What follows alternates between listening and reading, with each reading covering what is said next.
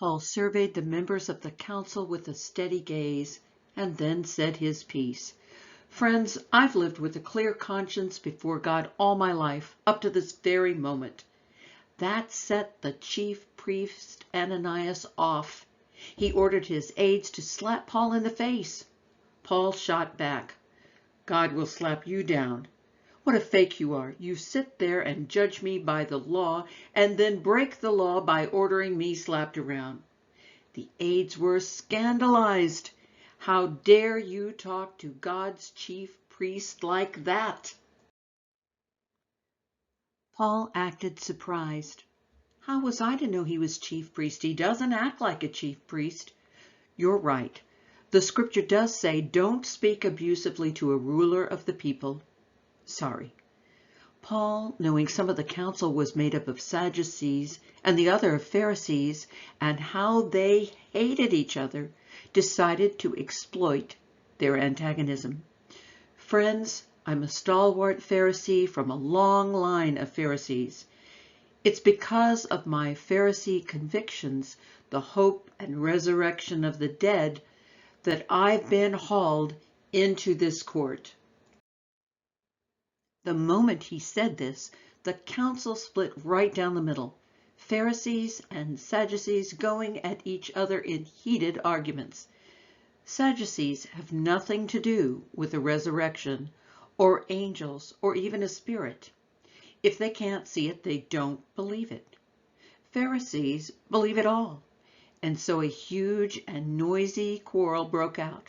Then some of the religious scholars on the Pharisee side shouted down the others, "We don't find anything wrong with this man."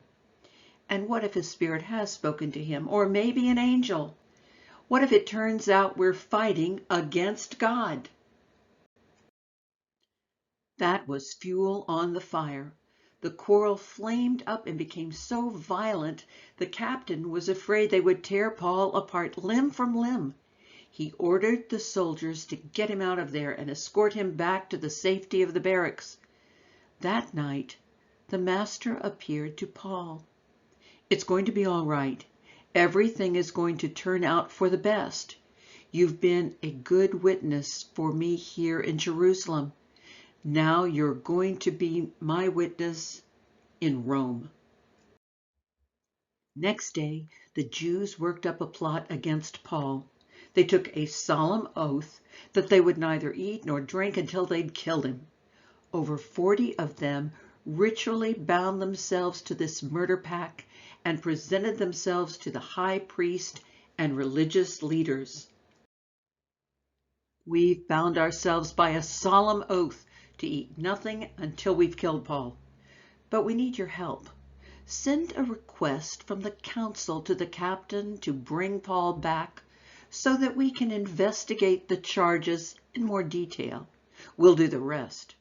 Before he gets anywhere near you, we'll have killed him. You won't be involved." Paul's nephew, his sister's son, overheard them plotting the ambush. He went immediately to the barracks and told Paul. Paul called over one of the centurions and said, "Take this young man to the captain. He has something important to tell him." The centurion brought him to the captain and said, "The prisoner Paul has asked me to bring this young man to you. He said he has something urgent to tell you." The captain took him by the arm and led him aside privately. "What is it? What do you have to tell me?"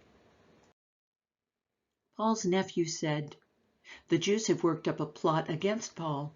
They're going to ask you to bring Paul to the council first thing in the morning, on the pretext that they want to investigate the charges against him in more detail. But it's a trick to get him out of your safekeeping so they can murder him. Right now, there are more than 40 men lying in ambush for him. They've all taken a vow to neither eat nor drink until they've killed him. The ambush is set. All they're waiting for is for you to send him over." The captain dismissed the nephew with the warning, "Don't breathe a word of this to a soul." The captain called up 2 centurions.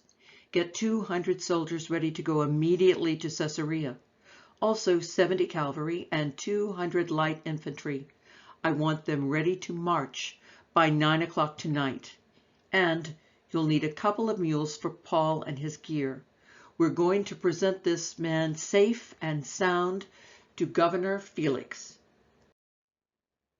Then he wrote this letter. "From Claudius Lysias to the Most Honorable Governor Felix, greetings. I rescued this man from a Jewish mob. They had seized him and were about to kill him when I learned that he was a Roman citizen. So I sent him my soldiers, wanting to know what he had done wrong. I had him brought before their council. It turned out to be a squabble turned vicious over some of their religious differences, but nothing remotely criminal.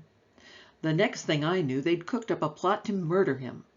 I decided, for his own safety, I'd better get him out of here in a hurry. So I'm sending him to you. I'm informing his accusers that he is now under your jurisdiction." The soldiers, following orders, took Paul that same night to safety in Antipaphus. In the morning, the soldiers returned to their barracks in Jerusalem, sending Paul on to Caesarea under guard of the cavalry. The cavalry entered Caesarea and handed Paul and the letter over to the governor. After reading the letter, the governor asked Paul which province he came from and was told, "Cilicia." Then he said, "I'll take up your case when your accusers show up." He ordered him locked up for the meantime in King Herod's official quarters.